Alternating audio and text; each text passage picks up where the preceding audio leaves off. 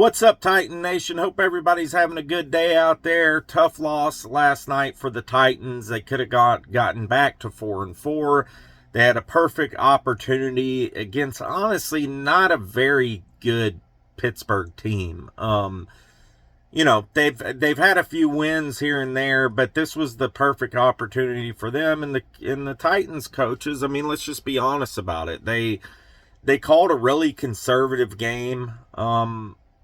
On offense for the most part until, the very last drive where they were just letting them wing it because they were letting Will Levis wing it because they had to. They didn't have any timeouts or a lot of time. And you could see he drove them down to, all the way down the field pretty much. And I don't blame Levis for the interception. I mean, he was doing what he could to make a play. You had to throw it in the end zone. Probably wouldn't have gone to the middle of the field, but, I cannot blame this loss on Will Levis whatsoever.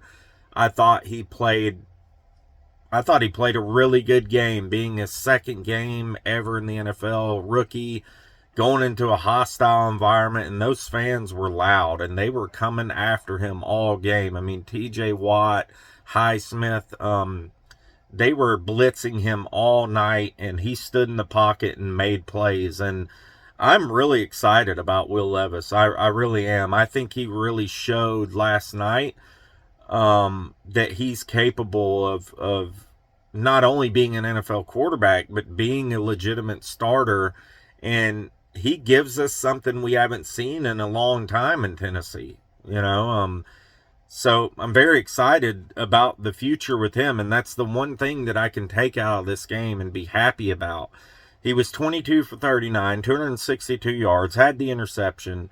Derrick Henry, 17 carries. Again, when we get under 20 carries for Henry, we lose. That's just it. The 3 games we've won, Derrick Henry's had over 20 carries. So I don't know why the coaches keep taking him off the field in key situations. It's just ridiculous to me.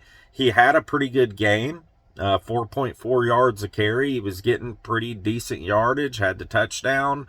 I just don't get why they keep taking him off the field in some of these situations. A few things that I wanted to touch with this video was, what was the main reason for the loss last night? What was it? I'm saying 2 things, all right? The defense, obviously. The run defense was atrocious. Pass defense, can't complain about it. They did very well. Pickett had 160 yards, 19 of 30. It was like 4.5 yards an attempt. So you can't blame the pass defense, but the run defense was absolutely terrible. This is coming from a Pittsburgh team that was like 25th to 30th in rushing in the league. Literally averaging like 3.8 yards a rush. So Jaylen Warren averaged 8 yards a carry, 11 carries, 88 yards, a long of 22. So most of those runs were 7 to 8 yards. He was gashing us. Najee Harris, who is not a really good back, 16 for 69 yards, 4.3, and a tutty. Calvin Austin, 2 carries for 10 yards. So, I mean, the run defense was terrible. And the first 4 games, the run defense was 4th in the league. The last 4 games, the run defense is 32nd in the league. So it's been pretty bad. I mean, Kevin Byard's only been out 2 games, so you can't really blame it all on Kevin Byard being gone. So what is it? Is it coaching? Is it Shane Bowen's concepts? We weren't getting any pressure on the quarterback at all last night. It was terrible. We weren't getting any pressure at all on young Kenny Pickett, and that's what you need to do to beat them. I mean, you get Kenny Pickett rattled, and he's going to throw interceptions. He is not a good quarterback. He's just not. He hasn't showed anything in his young career that's really shows that he is a good starting quarterback. And, he made a couple throws there that really hurt us. The one to Deontay Johnson, the 32-yard one, that killed us on that long 3rd down play. But the play calling on offense was absolutely atrocious to me. 3rd and 10, you got a chance to possibly get a touchdown. He almost made that pass to Tajay Spears, which would have, been the first down on like the 3-yard line. He barely missed them. Paul Kuharsky made a tweet saying that Spears, if he would have kept running, he would have caught it. But, that's neither here nor there.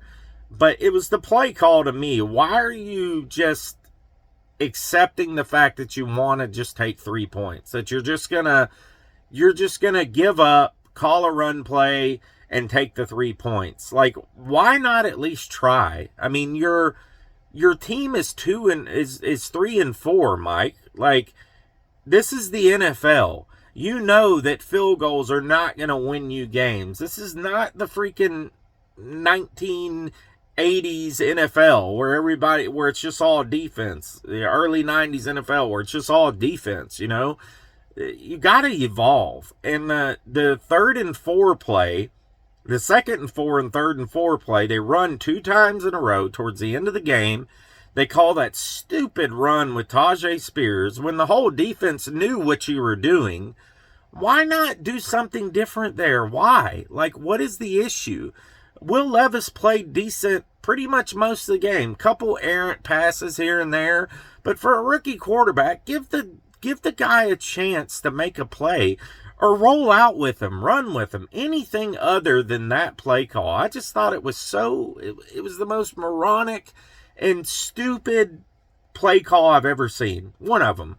I mean, I've seen a lot from the Titans offensive coordinators over the last few years, but that was just so dumb. And I keep going back to the 3rd and 10.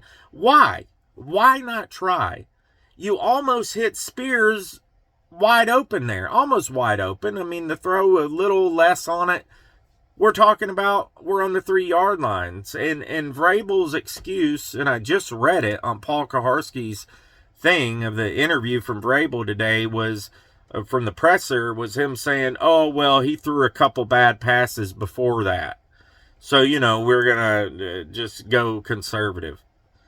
I don't know. It's just getting kind of ridiculous. Like, it's like, come on, guys. Let's put our brains together and really think what this team needs to succeed. And when your coaches are making decisions like that, it's just a shame because, look, I know the players make plays, but these coaches, you got to give your guys the best chance to win the football game, and you didn't, Now, bottom line, defense lost that game. Number one thing is the defense lost that game. The offensive line was terrible. We had to rotate people in and out. They did well in the first half, getting away with it. Second half just wasn't happening. I thought Dylan Radins played pretty well. I don't know why they keep sitting him on the bench. I don't know if he's, Vrabel's got a bone to pick with him or what, but it's just kind of silly to me. And so here we go into Tampa Bay. Oh, haven't won a road game since freaking, Green Bay of last year. That's the last game, or that was the last game before the losing streak. So Mike Vrabel's won like 3 games since Green Bay of last year in the last, 17 games or something like that? So, I don't know. Times are a little tough, but there is a bright spot, and that's Will Levis, and I'm super excited to see what he can do in the future of this team. I am, and it's going to be interesting to watch, and I really hope that they can put the players around him that they need to put around him.